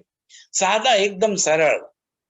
જયંત પાઠકનું એક રીસ નામનું કાવ્ય છે, સોનેટ છે, અને એમાં નાયિકા કહે છે કે તમે આવ્યા શું અને ગયા શું પ્રિયતમ, મારા ઘરે આવીને ચાલ્યા ગયા. અને અરે તમે કેવા છો, તમે જો, હું રીસાયેલી હતી એ ખરું, પણ તમે જો મને ગાલ ઉપર સેટ ટપલી મારીને કહ્યું હોત ને કે ચાલ પગલી તને લેવા આવ્યો છું, તો હું તો ગઠરી બાંધીને જ બેઠી હતી, પણ તમે તો બોલ્યા વગર જ ચાલ્યા ગયા. અને હું પણ કેવી કે રીસની રગમાં મેં પણ તમને શબ્દ પણ ન કહ્યો. આવી એક રુજુ મૃદુ ઉર્મી એની નાયિકાના મુખમાં મૂકીને આ કવિ આપણને વાત કરે. અને પછી બીજું એક ભીના સમય વનમાં એમાં પ્રણયની ભીની ભીની ક્ષણોનું જયંતભાઈ જે આલેખન કરે, અને બીજી બાજુ નદી, અને નદી એમ કે હું આ નદી બન્યો, પહાડ બન્યો, મગર બન્યો, હાથી બન્યો, અને એમ નદીને ડખોળતો, અંદર નદીને હું આસ્વાદતો રહ્યો. તો એ સોનેટો પણ મને તો વાંચવાનું મન થાય. પણ જયંતભાઈનો પહેલો સંગ્રહ આવ્યો તે મરમર, બીજો સર્ગ, ત્રીજો વિસ્મય, ચોથો અંતરિક્ષ, પાંચમો અનુનય, અને એમ એમના સંગ્રહો આવતા રહ્યા જયંત પાઠકના. એમણે પણ સરસ ગીતો આપ્યા, કેટલા ખપે ને ખોટી ચીજ, અમને ખપે ને ખોટી ચીજ, કંઠે કરનો હાર ચહું, નામાદળિયા તાવીજ. અને પછી પૂનમનો કુંભ પીવો, એમ પૂનમનો ઘટ કુંભ રસ પીવો મારે, અમને ઢોકળી, એવી ખોટડી બીજ નથી પીવી અમારે, અમને પૂનમ જોઈએ બીજ નહીં. એ આ રીતે એમણે ગીત કવિતા કરી. પણ એમનું એક બહુ જાણીતું ગીત, એની વાત અત્યારે કરી જ લઈએ, કે એમણે જેમાં આપણી ગુજરાતી કવિ, આ એમની સિગ્નેચર પોએમ છે, જયંત પાઠકની આ સિગ્નેચર પોએમ છે. થોડો વગડાનો શ્વાસ મારા શ્વાસમાં, થોડો વગડાનો શ્વાસ મારા શ્વાસમાં, પહાડોના હાડ મારા પિંડમાં, કે પહાડોના હાડ મારા પિંડમાં, અને નાડીમાં નાનેરી નદીઓના નીર, છાતીમાં બુલબુલનો માળો, ને આંગળીમાં આદિવાસીનું તીણું તીર, કે રોમ મારા ફરકે છે ઘાસમાં, થોડો વગડાનો શ્વાસ મારા શ્વાસમાં. સૂરજનો રંગ મારા પાંદડા પીએ, દિવસ સૂરજનો રંગ મારા પાંદડા પીએ, ને પીએ માટીની ગંધ મારા મૂળ, અડધું તે અંગ મારું પીળા પતંગિયા, અને અડધું તે તમરાનું કુળ. થોડો અંધારે, થોડો ઉજાસમાં, થોડો ધરતીમાં, થોડો આકાશમાં, થોડો વગડાનો શ્વાસ મારા શ્વાસમાં. ઓહ, બળવંતરાય જે રાજેન્દ્ર શાહની કવિતા માટે કહેલું ને, આયુષના અવશેષ માટે, કે એક એવી સુખડની ડબી કરાવીએ, અને એવી એક મંજુષા, અને એમાં રેશમી વસ્ત્રમાં કિનખાબી વસ્ત્ર પર સોનેરી અક્ષરોમાં લખીને આ પાંચે સોનેટ આપણે સાચવી રાખીએ, એવા સોનેટો રાજેન્દ્ર શાહે ખખડ થતી ને ખોડંગાતી જતી ડમણી જૂની વિજન પથની, એવું જ આ એક કાવ્ય જયંત પાઠકનું વગડાનો શ્વાસ, એ હૃદયની દાબડીમાં એવું સાચવી રાખીએ. વિપુલભાઈ અને પંચમ, આપ સૌ એક યાદ દેવડાવું કે આ ગીત મારા અભણ સમાજ, બાવન પાટીદાર સમાજ ના 1200 લોકો ભેગા થયેલા, અને મેં આ ગીત એમને કહ્યું, એમણે કહ્યું કે કવિ કઈ સંભળાવો તમારી રચના. અરે મેં કહ્યું જયંતભાઈની રચના સાંભળો. અને મેં જયંત પાઠકનું આ કાવ્ય મારા ગામના સમાજના લોકોને, 52 ગામના લોકોને સંભળાવ્યું, અને એ લોકોને પહોંચ્યું. પહાડોના હાડ મારા પિંડમાં, ને નાડીમાં નાનેરી નદીઓના નીર. તમે જુઓ લય કેવો છે, નાડીમાં નાનેરી નદીઓના નીર, મોટી નદીઓ નહીં, ઘર પાસે વહેતી નામ વગરની નદીઓ, ચોમાસા પછી સુકાઈ જતી નદીઓ. જયંતભાઈએ તો તરુ રાગ અને નદી સુક્ત પણ લખ્યું, મનોમેળતે મૈત્રી એવા નિબંધો પણ લખ્યા. પણ તરુરાગમાં તરુઓ વિશે લખ્યું, બુધાનો લીમડો ને શેમળો ને ડુંગરવાળી કલેડી ને આ બધા વૃક્ષો વિશે પણ એમણે લખ્યું. ગામ છૂટી ગયેલું ને સાહેબ. હું તમને એક બીજો મુદ્દો કહું જયંતભાઈ વિશેનો, કે જયંતભાઈ સુરતમાં સ્થાયી થયા, એમટીબીમાં ભણાવે છે, અને સંસ્કૃતાઢ્ય કવિતા લખે છે. વિશ્વપ્રસાદ ત્રિવેદીને બતાવે, બીજા અનેકને છપાવતા જાય, અને ઉષ્ણસને બંને પણ એકબીજાને કાવ્યોની આપલે શરૂથી કરતા. તો શરૂઆતમાં તો જયંત પાઠકની કવિતા આપણને લાગે કે એ એક તત્સમ પદાવલીના એક પ્રશિષ્ટ કવિ છે. એમનું શરદ વર્ણન નામનું કાવ્ય હું 8મામાં ભણેલો, ત્યારથી મને યાદ છે.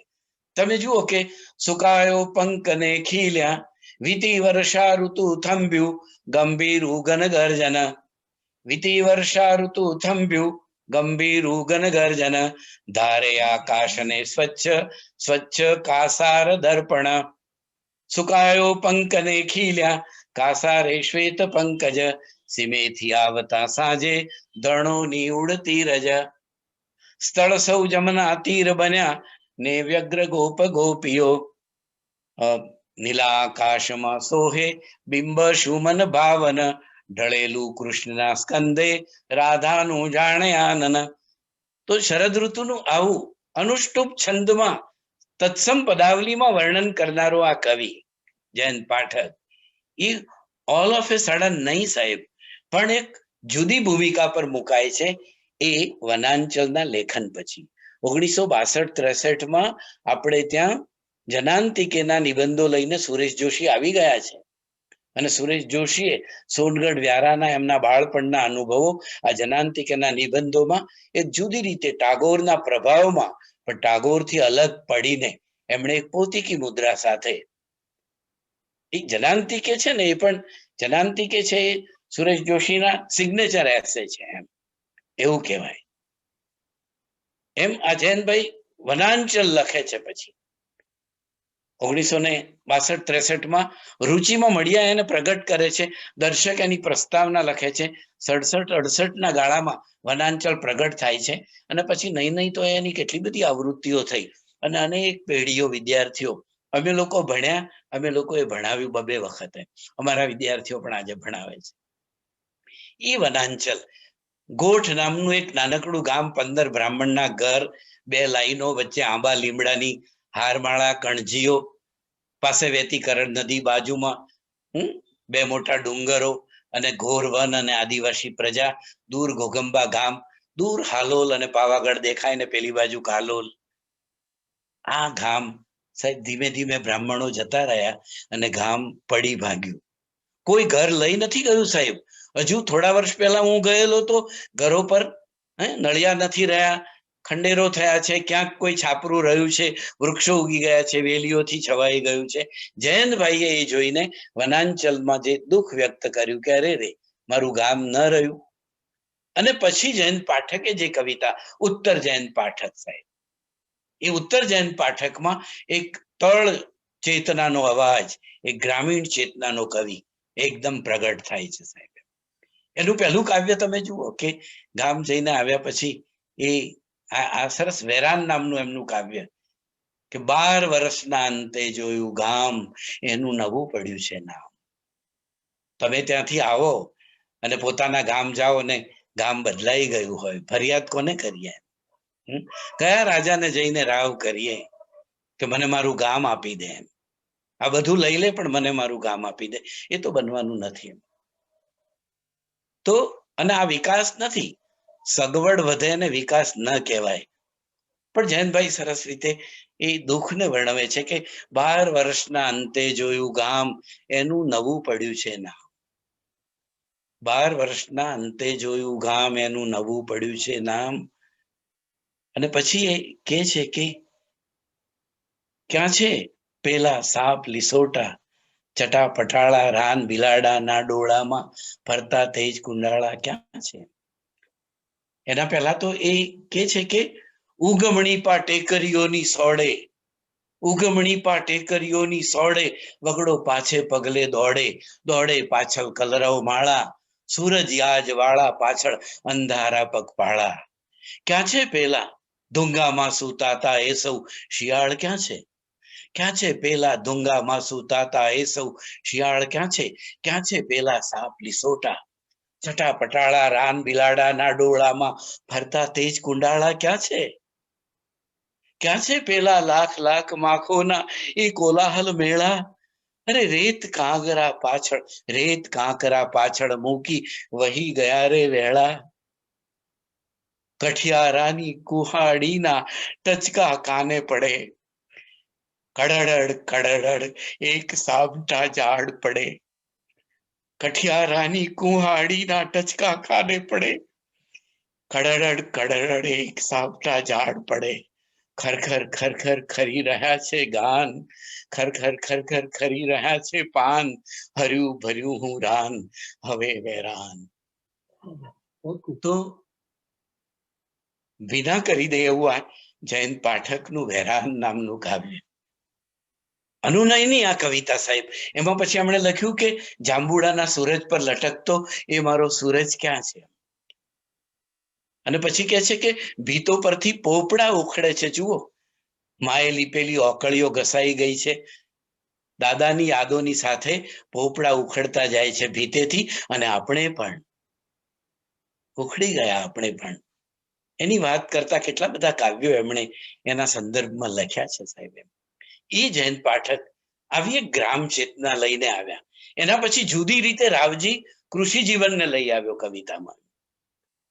આપણે ત્યાં તો શું છે વિપુલભાઈ, કે અમુક જે ગાણું ગાયું એ ગાયું, ભાષા કર્મ અને આધુનિકતા અને એમ આપણે ચડી ગયા, અને એમાં આપણી પ્રજાની કવિતા હતી, જે આપણી અંગત લાગણીઓની સંવેદનાઓની કવિતા અને સાચકલી કવિતા હતી, એને આપણે બાજુ પર મૂકી અને આપણે થોડી વાર માટે આધુનિકોના એવા મોહમાં પડી ગયા કે આજે પણ કેટલાક લોકો કળાની એવી કંઠી ગળી ગયા છે કે નથી ગળાની બહાર નીકળતી કે નથી અંદર ઉતરતી. એમ થેન્ક ગોડ કે 1980 પછી આધુનિકો આવ્યા અને નવી કવિતા લઈ આવ્યા. અને મારે કહેવું છે કે આધુનિક કવિતામાં પણ જયંત પાઠક અને ઉષ્ણસની કવિતા નો માત્ર એ કોઈ શેરડો નથી, એ એક ધસમસતા પ્રવાહની જેમ એ પણ જયંતભાઈ પણ વહ્યા છે. ઉષ્ણસે આ બધા સોનેટો એ વખતે આપ્યા ને, પૃથ્વી છંદોલયની ગતિ, એમ પૃથ્વી ગતિનો છંદોલય એ ગાળામાં એમણે આપ્યા. એટલે ઘણી વખતે આપણે શું માનીએ છીએ કે આ તો અમુક પ્રકારની સરળ કવિતા છે. નથી એવું. એમ એનું કાવ્યત્વ જુઓ તમે, એનું કવિ કર્મ, એનું ભાષા કર્મ, એનો છંદોલય, એમાં ઉઠતા આવતા આપણી સામે આવતા દ્રશ્યો, એની ભાવવાહિતા, એની અર્થવાહિતા, એની લયવાહિતા, ભાષાની ઊંચાઈ આ બંને કવિઓમાં તમને અનેક જગ્યાએ જોવા મળે. એવી રચનાઓ આ બંને કવિઓએ આપણને આપી. એમ તો જયંતભાઈની આ કવિતામાં એક બીજી એમની કવિતા તમારી સામે મૂકવાનું મન થાય. એક તો મારે ખાસ તો એમની જે કવિતા કહેવી છે તે આદિમતાની અનુભૂતિ. હું એનું સિગ્નેચર સોનેટ કહું એવી કવિતા છે. ઘણા વખત પછી કવિ ગામ જાય છે ફરી, અને જુઓ કેવો અનુભવ થાય. આદિમતાની એક અનુભૂતિ. પશ્ચિમનો કોઈ કવિ, જીન્સબર્ગ કે બીજો કોઈ, આદિમતાની આવી કવિતા કે આદિમતાની અનુભૂતિ તમને લોરકામાં કે બીજામાં જોવા મળે તો આપણે બધા માથે મૂકીને આપણા લોકો આધુનિકો નાચે. પણ આપણો કવિ આ વાત કરે ત્યારે એમને લાગે કે એ તો આપણો છે ને. એમ ઓકે, ઇટ્સ ઓકે. એમ તે આદિમતાની એક અનુભૂતિ. હું આવું છું પાછો બહુ દિન પછી ઘેર વનમાં. હું આવું છું પાછો બહુ દિન પછી ઘેર વનમાં. બહુ દિન પછી હું ઘેર આવું છું વનમાં. ઉતારી નાખું છું વસનપુરના સભ્ય જનના. તમારી સભ્યતા મારે નથી જોઈતી. આ રહી. ઉતારી નાખું છું વસનપુરના સભ્ય જનના. પહેરી લઉં લીલું પટ ઉડતું વાતા પવનમાં. હું આદિવાસી શો ફરું અસલ વાતાવરણમાં. ફૂલોમાં ઊંડેરો ઉતરી મધુ પીતો ચસ ચસી. રજોટાતો પાવા વિહગ ગણ કેરા બજવતો. રજોટાતો પાવા વિહગ ગણ કેરા બજવતો. મહેકી માટીમાં વૃષભ મદિલો શૃંગ ઘસતો. હું તાળોમાં ડોલું અસલિયતનો આસવ ઢીંચી. આદિમતાની અનુભૂતિ છે ને. એને જે બળદની વાત કરી કે બળદ જે રીતે આમ માટીમાં માથા મારીને શિંગડે માટી ભરાવીને જે ઉછળે છે, મહેકી માટીમાં વૃષભ મદિલો શૃંગ ઘસતો. હું તાળોમાં ડોલું અસલિયતનો આસવ ઢીંચી. સ્તનોશી ઘાટીલી અહીં તહીં ફૂટી ટેકરી પરે. ઓહો, કે સ્તનોશી ઘાટીલી અહીં તહીં ફૂટી ટેકરી પરે. ઉષ્ણસમાં પણ આ સંદર્ભ બહુ જ આવે છે. એક જગ્યાએ તો એ કહે છે કે હું તો આ પૃથ્વી પરની ટેકરીઓ એ તારા થાન છે, તારા થાન છે, થાનલા છે, અને હું એને ધાવ્યા કરીશ. એમ ઉષ્ણસ કે છે. જૈનભાઈ કે છે કે સ્તનોશી ઘાટીલી અહીં તહીં ફૂટી ટેકરી પરે. તૃણોના રોમાંચે તરવરતી મારા કર પરે. સુવાળી ને લીલી દ્રુત જરણ જંગા ગીતલયે. ખીણોમાં ઊંડેરી ઉતરું રતિના ગૂઢ નિલયે. તમે જુઓ કે રૂપક કેવું છે, પ્રતીક કેવું છે. ખીણોમાં ઊંડેરી ઉતરું રતિના ગૂઢ નિલયે. પામવાનો મુદ્દો છે તે. પુરાણું આ મારું વનગર નહીં છપ્પર ભીતો.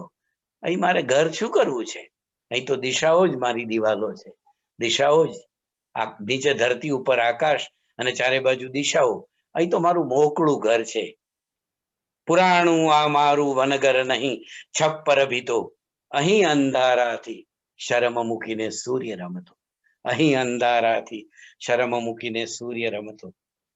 જયંતભાઈની કેટલી બધી કવિતા, મને અમુક કાવ્યો તો એવા લાગેલા કે મારે આપની સામે વાંચવા જોઈએ, પણ એ હું કરી નથી શકતો, એનું મને દુઃખ છે. ભીના સમયવનની વાત હતી, પણ હું આ રીસ વાળું કાવ્ય વાંચ્યું કે નાયિકા શું કે છે. તમે, મારે એ કહેવું છે કે કેટલી સાહજિકતા ઉષ્ણસના સોનેટોમાં અને જયંતભાઈના સોનેટોમાં. બળવંતરાયના અમુક સોનેટોને બાદ કરતા બળવંતરાયના પૃથ્વી વગેરેમાં અર્થભાર છે સાહેબ, કવિતામાં વિચારનો ભાર છે. ઉષ્ણસ અને જયંત પાઠકના ઘણા બધા સોનેટોમાં ઉર્મિથી રસાઈને વિચાર આવ્યો છે. એટલે ઉર્મિ રસિત વિચાર, વિચાર રસિત ઉર્મિ થી આ બંને કવિઓ જરા નોખા પડ્યા છે. હજુ એનો અભ્યાસ કરવો બાકી છે. રીસ, તમે આવ્યા મારે નગર, ઘરને આંગણ પિયા, પ્રિયા પિયા જોઈએ. તમે આવ્યા મારે નગર, ઘરને આંગણ પિયા, અને મેં મૂર્ખીએ રીસની રગમાં શબ્દ સરખો કહ્યો ના પ્રીતિનો, ખબર સહુની જેમ જ પૂછી, તમે ચાલ્યા સૌની જમ દઈ દીધી મેં પણ વિદા. અરે રે, ક્ષમા વાલા મારી, રીસનું કઈ એ કારણ નતું. વાલા મારી, રીસનું કઈ એ કારણ નતું. સ્વભાવે તીખી તે, જરી જરીકમાં વાંકું પડતું. કેટલી બોલચાલની ભાષા છે. પાઠક સાહેબનું કાવ્ય યાદ આવે તમને, ઉમા મહેશ્વર. બીજું તો જાણે કે ઠીક જ વિષ પીધું કેમ કહો. ઘરની ગરુણીને આવીને ઠગતા શીખ્યા છો. બીજું તો જાણે કે ઠીક, પાર્વતી શિવજીને પૂછે છે, બીજું તો જાણે કે ઠીક જ વિષ પીધું કેમ કહો. સ્વભાવે તીખી તે, જરી જરીમાં વાંકું પડતું. હવે આ હૈયું તે નથી વશ મને, સાચું કહું છું. છતાં વાલા મારા, મનની કહી દઉં વાત તમને. તમે પાસે આવી રીસનું હત જો કારણ પૂછ્યું, બધાથી સંતાડ્યું નયન નીરજો હોત, નયન નીરજો હોત જ લૂછું. બધાથી સંતાડીને મારી આંખનું આંસુ તમે લૂછ્યું હોત, તમે આવીને મારી રીસનું કારણ પૂછ્યું હોત, તમારા રૂમાલે પેલું આંસુ લૂછ્યું હોત, તમારા રૂમાલે. હા, બધાથી સંતાડ્યું નયન નીરજો હોત જ લૂછું, તમારા રૂમાલે. લગીર ભજી એકાંત ટપલી, ધીમે મારી ગાલે કહ્યું હત, અરે ચાલ પગલી, હું લેવા આવ્યો છું. નીકળી જટ છોડી ગરગલી, સજીને બેઠી હતી, તરત પડી હું હોત નીકળી. એ રીતે શમણા નામના કાવ્યમાં કહે છે કે મને સાચા માચા સુખ પણ હવે ભ્રાંતિ શમણા. હવે શું થાય તો કે પ્રતીતિ દો ચૂમી, અધર ભુજમાં ભીડી હમણાં. આ સાચી વાત પણ મને શમણા લાગે છે. તો હે પ્રિય, તમે આવો, તમારા બાહુપાશમાં મને ભીસી લો અને મને ચૂમી કરીને, મને ચુંબન કરીને પ્રતીતિ કરાવો. જે બળવંતરાય ઠાકોરની વધામણી કવિતામાં, અરે આપવામાં જૂનું ઘર, જૂનું પિયર ઘરમાં આવે છે તેવી વાત અહીં કહે છે. અને એ જ રીતે ભીના સમયવનની છેલ્લી બે પંક્તિઓમાં એ કહે છે કે જીવન તો આવું છે, પ્રીતિ જંખતું અને ન મળે ત્યારે ઝૂરતું. હવે સંકેલાતું સકલ મુજ અસ્તિત્વ મનમાં. દિવસો પૂરા થયા, વર્ષો ચાલ્યા ગયા. હવે સંકેલાતું સકલ મુજ અસ્તિત્વ મનમાં, હું અર્ધો જીવું છું સ્મરણમાં અર્ધો સપનમાં. હું અર્ધો જીવું છું સ્મરણમાં અર્ધો સપનમાં. મેં જે આગળ કહ્યું ને કે આ કવિઓ તમારી ને મારી વાત કરે છે, માટે આપણા વધારે કવિઓ છે એમ. તે આ પ્રકારની રચનાઓના કારણે આપણા વધારે કવિઓ છે. જૈનભાઈ એક કવિતા બે લીટીમાં કહે છે કે મને જિંદગીને મરણની ખબર છે, મને જિંદગીને મરણની ખબર છે, કબર પર ફૂલો ને ફૂલો પર કબર છે. તો તમે જોઈ શકો કે, અને એ કે છે કે રમતા રમતા લડી પડે ભાઈ માણસ છે, હસતા હસતા રડી પડે ભાઈ માણસ છે, એની ટાણે ખોટો પડે પડે ભાઈ માણસ છે. આટલો સરળ માણસ. અને પછી બચુભાઈ અમને બાળપણમાં કહેતા હતા, તો જીવનના છેક ઉત્તરાર્ધમાં એમણે જે કાવ્યો લખ્યા કે બચુભાઈનું સ્વર્ગારોહણ, અને પછી બચુભાઈને સ્વર્ગમાં પંખીઓ યાદ કરે છે, વનમાં એ બધાને યાદ કરે છે. એ કાવ્યોમાં વળી પાછો એમનો એક જુદો પડાવ. તો પૂર્વના તત્સમ કવિતાના કવિ જયંત પાઠક, અને પછી વનાંચલ લખાયા પછીના ગ્રામીણ ચેતનાના જયંત પાઠક, અને પછી રતિરાગની કવિતાના કવિ જયંત પાઠક, અને પછી નગરમાં ઊંટ અને રેત અને એ બધાના કવિ જયંત પાઠક, વનવગડાની ગીત કવિતાના કવિ જયંત પાઠક, અને પછી બચુભાઈની કવિતા જેમાં આજ વાત આવે છે તે જયંત પાઠક. એ જયંત પાઠકની એક કવિતા છે કે કવિતા ન કરીએ તો શું થાય. કવિતા ન કરવા વિશે કવિતા. કવિતા કરવાનું બંધ કરીએ તો શું થાય. સરોવરો સુકાઈ જાય, નદીઓ વહેતી થંભી જાય, ડુંગરા ડોલી ઉઠે, ઘાસ ઉગતું બંધ થઈ જાય, પૃથ્વી પાતાળમાં ચંપાઈ જાય. ના ના, એવું તો ના થાય. પણ પછી જલપરીઓ છાની માની ઝીણા પવન વસ્ત્રો ઉતારી જલ ક્રીડા કરવા ના આવે. ડુંગરા વાદળની પાંખો પહેરીને ઉડી ના શકે. ઘાસને આંસુના ફૂલ ન ફૂટે. પૃથ્વી ગોળ ગોળ ફરે પણ ઠેરની ઠેર રહે અવકાશમાં. જલપરીઓ છાની માની ઝીણા પવન વસ્ત્રો ઉતારી જલક્રીડા કરવા ન આવે. ડુંગરા વાદળની પાંખો પહેરીને ઉડી ન શકે. ઘાસને આંસુના ફૂલ ન ફૂટે. પૃથ્વી ગોળ ગોળ ફરે પણ ઠેરની ઠેર રહે અવકાશમાં. આકાશ ભણી ઊંચી ન જાય. કવિતા કરવાનું બંધ કરીએ તો આમ તો કશું ન થાય. કવિતા કરવાનું બંધ કરીએ તો આમ તો કશું જ ન થાય. એટલે કે કશું થાય જ નહીં, એમ આ કવિ કહે છે. જૂના પત્રોનો નાશ કરતા એ સોનેટમાં કે વતનથી પાછા વળતા માં જાણે બૂમ પાડીને બોલાવતી હોય, એ જયંતભાઈની સોનેટ રચનાઓ આપણે જોઈએ. હું કઈ વર્ગ લેવા નથી બેઠો, એટલે આ કવિઓએ બીજા કેવા વિવેચનો અને આસ્વાદો લખ્યા એની વાત ન કરું તો ચાલે. પણ એમણે આસ્વાદો લખ્યા, વિવેચનો લખ્યા. પણ ગુજરાતી વિવેચનના ઇતિહાસમાં કઈ એ બંનેનું એવું મોટું અર્પણ નથી કે સિદ્ધાંત વિવેચન એમણે કર્યું નથી. પ્રવાહ દર્શન કરાવ્યું છે. કાવ્યોના આસ્વાદો જયંતભાઈએ ઘણા કરાવ્યા છે. ઉષ્ણસે પણ થોડાક કરાવ્યા છે. અને કેટલીક સમીક્ષાઓ પણ એ બંને કરી છે. એટલે સમયની સાથે એ રહ્યા છે. ઉષ્ણસે તો વગડો એવી એક લઘુ નવલ આપી જોઈ, પણ એ સફળ નહોતી. અને ડોશીની વહુ અને બીજા એકાંકીઓમાં પણ એમણે થોડું કામ કર્યું. થોડા નિબંધો લખ્યા, જરા હળવા નિબંધો એમણે લખ્યા. જયંતભાઈએ પણ ગંભીર નિબંધો અને લલિત નિબંધો આપ્યા. પણ મુખ્યત્વે આ બે કવિઓ છે. અને એવા કવિઓ કે જ્યારે યાદ કરીએ ત્યારે આપણા રોમે રોમ એ કવિતા ફૂટી નીકળે, રોમાંચ થાય આપણને. તમે જુઓ કે એ કે છે કે છાતીમાં બુલબુલનો માળો. જયંત પાઠક કે છે બુલબુલનો માળો જેને જોયો હોય એને ખબર પડે કે મુઠ્ઠી એવડો હોય. આપણું હૃદય પણ મુઠ્ઠી એવડું છાતીમાં એ ધબકે. પેલા માળામાં એક જ બચ્ચું હોય.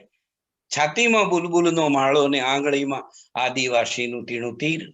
કે રોમ મારા ફરકે છે ઘાસમાં, થોડો વગડાનો શ્વાસ મારા શ્વાસ. તો શું કવિતા કરી છે આ બંને એમ. અને ઉષ્ણસે પણ જે સોનેટોમાં આપણને એમણે ગજબની ઊંચાઈ. દૂર પહાડોની પેલે પાર કોઈ નદી વહે છે, એ નદીની પેલે પાર કોઈ પરી. એ ગયા જન્મથી મને બોલાવે છે અને હું જરૂર જઈશ ત્યાં, એમ કે છે. અને એટલે કે છે કે હું આવતે જન્મ પણ આવીશ, આ પૃથ્વી ઉપર પગ પાડવા આવીશ, રસ્તાઓને ચાહવા આવીશ, ચહેરાઓને ચાહવા આવીશ. આ બે કવિઓ આ રીતે.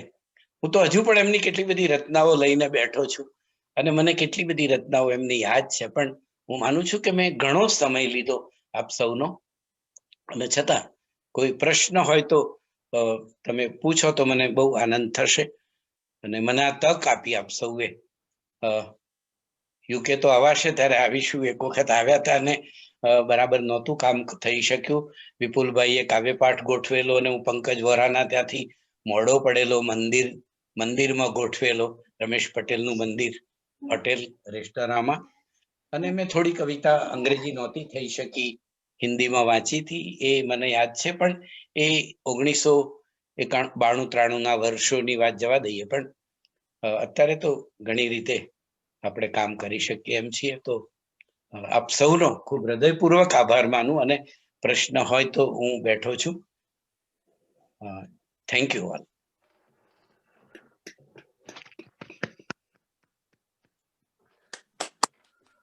ખૂબ ખૂબ આભાર તમારો.